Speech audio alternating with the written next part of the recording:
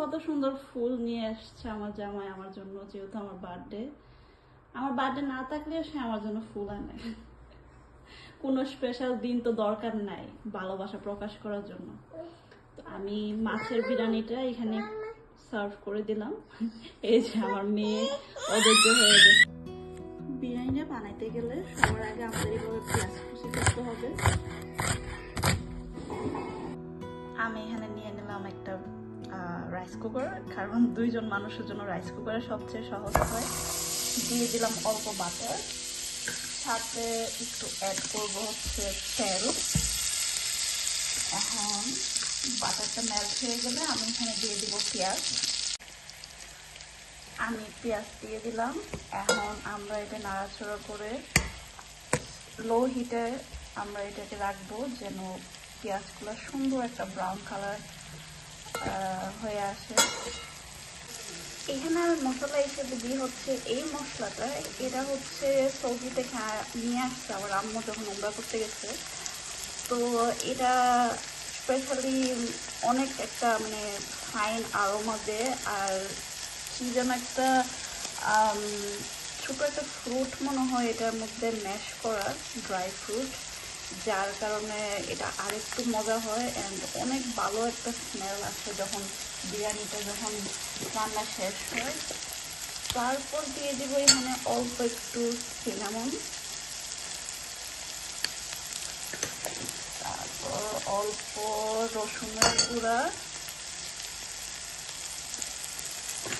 আর শেষে দিয়ে দিলাম একটু ধনিয়া, পরিমাণ মতো লবণ। মশলা সবগুলা দিয়ে একটু এইভাবে নাড়াচাড়া করে এটা সুন্দর করে আমরা কুক করে নেব। পেঁয়াজগুলা সুন্দর করে একদম ক্যারামেল কালার হইতে হবে, একদম ব্রাউন কালার। আর একটা কথা বলে যাই, এই রেসিপিটা কিন্তু খুবই সহজ, আর এটা আমাকে আম্মু শিখিয়েছে।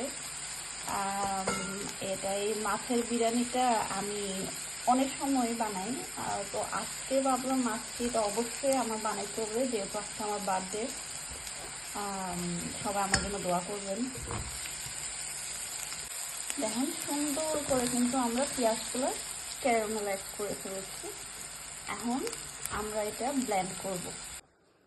আমরা সুন্দরভাবে ব্লেন্ড করে নেব পেঁয়াজগুলো। পেঁয়াজটা সুন্দর করে ব্লেন্ড করে একটা এরকম ক্যারামেল পেস্ট তৈরি হয়েছে। এখানে দিয়ে দিব এখন অল্প তেল। তারপর আমি এখানে নর্মাল বাসমতি চাল ধুয়ে রাখছিলাম, ওইটা অ্যাড করে দিছি। এখন সাথে দুইটা একটু মিক্স করব আমরা। কত সুন্দর লাগতেছে মিক্স করে, এখন এত ভালো একটা স্মেল আসতেছে চাউল থেকে। এটা যখন হয়ে যাবে তখন খাইতে আরো মজা। অল্প করে এভাবে একটু সিদ্ধ করে আমরা এটার মধ্যে দিয়ে দিব হচ্ছে পানি। আমি এখানে 1 কাপ চাল দিয়েছি, তো আমি এখানে 2 কাপ পানি দিব।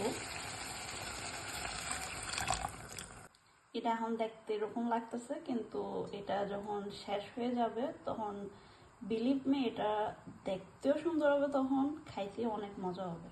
আমরা এখন রাইস কুকারটা নিয়ে আমরা এটা এখন কুক করতে দিব। দিয়ে দিলাম ঢাকনা এটার উপর আর অন করলাম। ইন দ্য মিন টাইম আমরা হচ্ছে যে মাছটা ম্যারিনেট করে রেখেছি ওইটা এখন ফ্রাই করব। আমি ফ্রাই প্যান নিলাম, এখানে অল্প তেল দিব আমরা।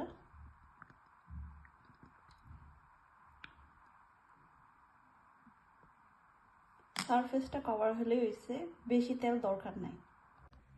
তেল যেহেতু গরম হয়েছে আমি মাছটা আস্তে করে রাখলাম। এখন এটা আমরা লো হিটে এটা ফ্রাই করে নেব সুন্দর করে দুনো সাইডে। যতক্ষণে মাছটা ফ্রাই হইতেছিল আমি কিন্তু সব গুছিয়ে নিয়েছি। আমার একদমই পছন্দ না যখন খাইতে বসবো অ্যান্ড খাওয়ার পরে যখন সব থালা বাসন দিতে হয়, তাই আমি আগেবারে সব কিছু দিয়ে রাখি। মাছটা কিন্তু খুবই সুন্দরভাবে ফ্রাই হয়ে গিয়েছে। এখন আমি এটাকে উঠে রাখবো, তারপরে পরিবেশন করব। আমাদের বিরিয়ানি কিন্তু হয়ে গিয়েছে। এখন আমরা ভাতের উপর আমরা এই যে মাছটা রাখবো আস্তে করে। এই যে মাছ রাখার পর দেখেন কত সুন্দর লাগতেছে। আমাদের মাছের বিরিয়ানি রেডি। আমরা এটা এখন খাবো হচ্ছে এই একটা সস দিয়ে, যেটা আমি মাছ যখন ফ্রাই হইতেছিল তখন বানাইছি। এটা মধ্যে আছে হচ্ছে একটা কাঁচামরিচ, টমেটো, রসুন আর পেঁয়াজ দিয়ে বানানো হয়েছে, হালকা লবণ। এটা দিয়ে মাছের বিরিয়ানিটা খাইতে অনেক মজা। এখন দিয়ে দিব অল্প একটু স্প্রিং অনিয়ন, যেন দেখতে একটু সুন্দর লাগে। ধনিয়া পাতা থাকলে আরো ভালো হতো, কিন্তু যেহেতু ধনিয়া পাতা নাই তাই দিলাম হচ্ছে স্প্রিং অনিয়ন। তারপর দিয়ে দিব এই 2 লেবুর স্লাইসেস। মাছের সাথে লেবু তো অবশ্যই খাইতেই হবে।